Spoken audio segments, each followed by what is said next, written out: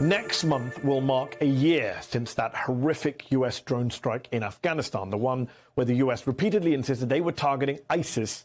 But as it turned out, the military killed 10 innocent people, 7 of them Afghan children. After waging a devastating 20-year war in that country, that was how we left it. And there was no accountability. The Pentagon stopped short of fully exonerating the officers involved, but found no grounds for penalizing any of the military personnel. In the years since, Joe Biden, though, has wound down the drone program in dramatic ways that are worth noting. In early 2021, his administration imposed strict limits on strikes outside of conventional war zones, including requiring White House approval for them and tightening rules of engagement that Donald Trump had loosened. You can see the difference. In places like Yemen, for example, the number of drone strikes went down to just 5 in 2021 and 1 this year, compared to at least 15 and 32 in Trump's last 2 years in office. Drones have been the signature American tactic of the war on terror, going back to George W. Bush. And this idea of remote warfare has been a thorny issue ever since, especially under Barack Obama, who expanded the drone program to new heights. But what have we learned in our more than 2 decades of using this tool? Is it moral? Is it better than other weapon systems that may kill more people? These questions are central to a new book, Is Remote Warfare Moral? Weighing Issues of Life and Death from 7,000 Miles. It's written by an Air Force officer, former Predator drone operator, and moral philosophy academic Joseph Chapa.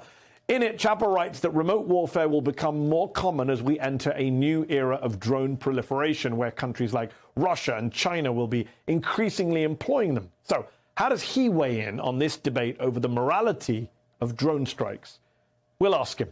Air Force Lieutenant Colonel Joseph Chapa, author of Is Remote Warfare Moral?, joins us now. He's also a former Predator drone operator, as I mentioned. I should note he's expressing his own views today and not those of the Department of Defense. Thank you so much for joining me on the show. What made you, a former drone operator, a member of the US Air Force, want to write a book like this? It's often a subject covered by social scientists, political scientists, human rights groups. You don't often hear about the military diving into the morality of these tactics, especially such a controversial one. That's right, Mehdi. Thank you for having me on. So I got to sort of watch this discussion start to play out, starting 10 or 15 years ago. And I kept buying the next book that would come out on the ethics of remote warfare. And my sense every time I picked up the next book was that they didn't quite understand what it was like to do the job from the inside. And so since I wasn't able to find that book myself, I thought I should probably write it. And so what I'm trying to do in the book is do a kind of rigorous moral analysis, but do that informed by my experience and the experience of some of my fellow aircrew members, so that we can really tie the theory to the practice and make sure that we're talking about these remote operations as they really are, rather than just as people suppose they might be. So, Joe, you write in your introduction, whatever our initial beliefs about the morality of remote warfare, there seems to be a space for the justified use of these tools in combating transnational terror organizations. So just to sum up a big book in a short TV conversation, they're ultimately justified then, in your view, even when they kill innocent kids as they did in Kabul? Well, at the end of the day, I think these are weapons. And like most weapons, whether or not they're justified really depends on what you do with them. And so I'm certainly not going to say that every weapons employment from these airplanes has been morally justified. But I will say that as a practice, I don't think they're that different from something like, fighter airplanes or bomber airplanes. They do raise specific questions because we now have, dramatically asymmetrical risk between, say, forces that are in theater and our crew members who stay and fly these missions from the United States. So they do raise new ethical questions, but questions about proportionality and discrimination and what moral cost is worth accepting to achieve a military objective, those are ancient questions in the just war tradition, and I think those obtain in all those cases. So in the book, you write about the humanity of the crew that operates these drones as being relevant, you say, quote, to the ethics of the operation. Does that humanity mean they should also be held accountable when things go wrong? Because we're calling it remote warfare. The fact that a pilot or operator is sitting thousands of miles away is irrelevant, right? Ultimately, as you point out, it's a weapon. So when you have, for example, the US drone strike in Kabul that killed 10 innocent people, 7 kids, which the Pentagon initially told us had targeted ISIS, shouldn't the drone crew and the people who were in charge of that drone crew, shouldn't they have been penalized? Should there have been more accountability for these drone operators?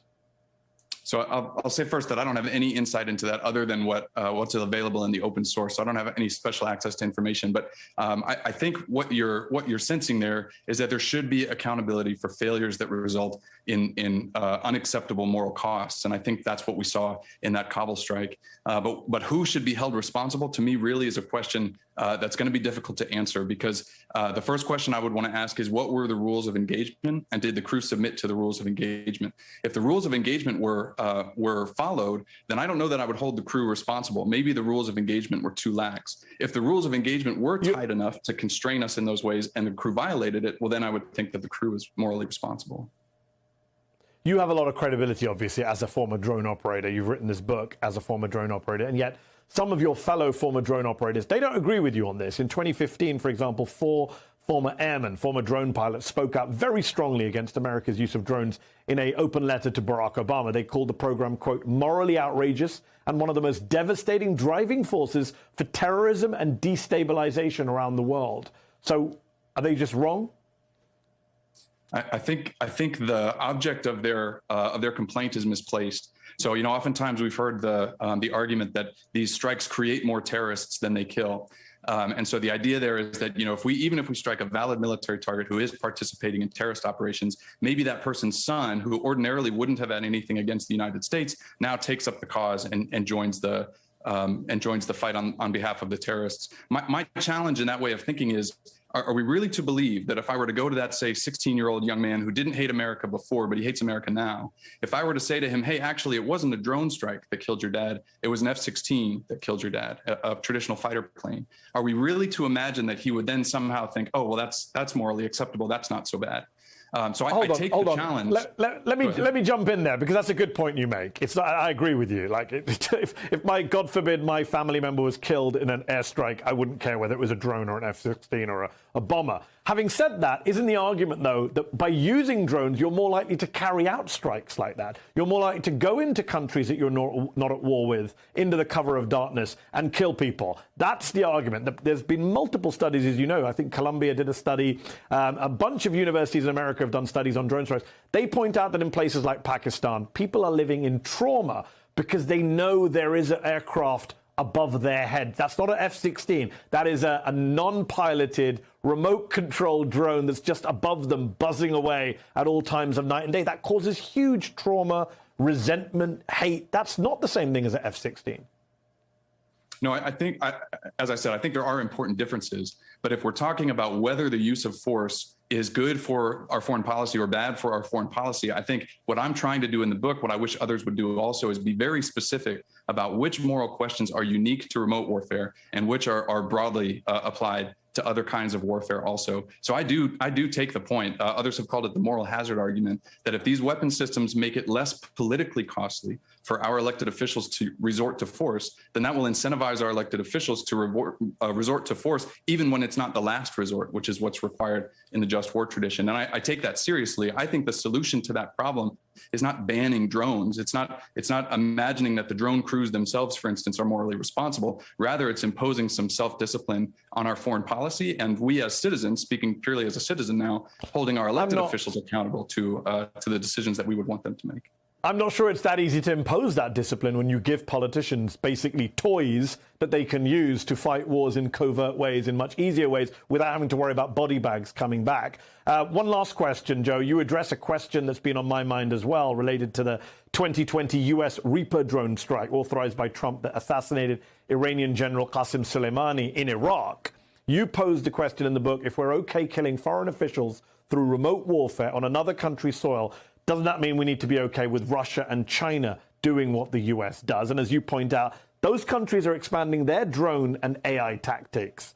I mean, is that a dilemma that U.S. military leaders, U.S. political leaders have even engaged in? Because it's all very well saying, well, we're going to use drones in Yemen and Pakistan and Somalia. Does that mean Russia gets to use drones in Ukraine, in other European countries? Does China get to use drones in Taiwan or wherever else it wants to use them? As I mentioned in that section of the book, I see that as a real problem. So for a long time, if you saw that there was a headline that said there was a drone strike somewhere in the world, you could assume that was the United States, and 99% of the time you'd be right. But we're quickly entering an era where you can't make those assumptions anymore. And so I think the U.S. might have acted as the kind of maybe not the single hegemon, but one of very few that has this capability. And since that's no longer the case, I worry sometimes that we're going to start to see other people, other state actors respond based on the precedents that we've set. And as I say throughout the book, I think in large part we've done very well. The Qasem Soleimani strike concerns me, though, because now we broadened what we're doing to targeting a government official in a state with whom we're not at war, and that does seem like we're expanding the envelope quite a bit.